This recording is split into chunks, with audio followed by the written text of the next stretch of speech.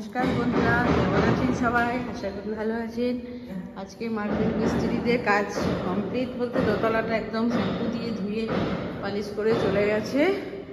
আর আমার ঘরের এখন গয়না পরানো শুরু হয়ে গেছে, মানে জানালা দরজা সব। এই যে দরজা, এই যে জানালার পাল্লা লাগিয়ে আজকে কাঁচও লাগিয়ে দিয়ে চলে গেছে।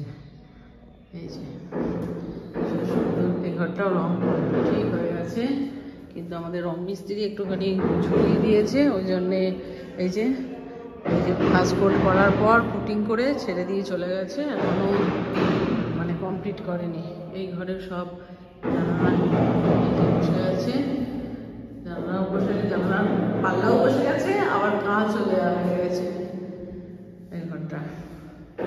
আর এই ঘরেও হয়ে গেছে, এই যে কাঁচ দেওয়া আছে। মা উঠেছে একটু কষ্ট করে দেখতে, এখন জানালার কাঁচটা হয়ে গেছে। অ্যাকচুয়ালি পরশু দিন পূর্ণিমা আছে, ওই পূর্ণিমাতে বাড়িতে একটু সত্যনারায়ণ দেবো বলে, মানে বাড়ির পুজোটা করে নেব, সেই জন্যে আরও ওদেরকে দিয়ে ওয়াশটা করিয়ে নিলাম, শ্যাম্পু ওয়াশটা করিয়ে নিয়েছি। ঠাকুরঘরও একদম পরিষ্কার হয়ে গেছে। এই যে ঠাকুরও শ্যাম্পু দিয়ে একদম ক্লিন করে দিয়েছে, কি সুন্দর একদম হয়ে গেছে। বাজারঘাট করা হয়ে গেছে, অনেক কিছু হয়েছে, যেমন বাসন কোসনগুলো নেওয়া হয়ে গেছে। আজকে আমি বেরোবো একবার, বেরিয়ে কিছু জিনিসপত্র কিনবো, দশকর্মা করে নেবো। ওর ভাবি এখনও আসেনি, সন্ধ্যাবেলা ফিরবে, মালদা গেছে, ফিরে এসে তারপর ও আবার লাগবে জিনিসপত্র কেনা, কালকের মধ্যে সব কমপ্লিট করতে হবে। রেডি হয়ে গেছি, এখন আমি যাচ্ছি, আমি আর বাবা এসে গেছে, বাবাকে নিয়ে ঠাকুর পুজোর বাজার করতে যাচ্ছি। বাবা, দাদা আর আমি তিনজনে মিলে বেরিয়েছি বাজারে।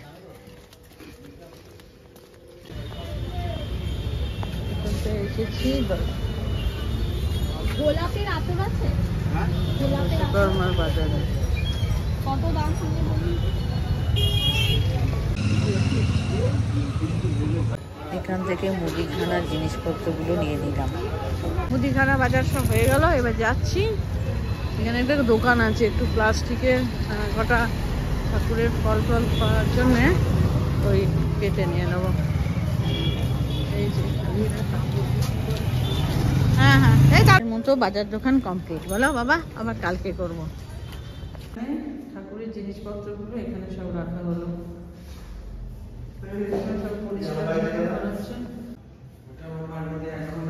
কালকে সব আবার একবার করে পরিষ্কার করতে হবে।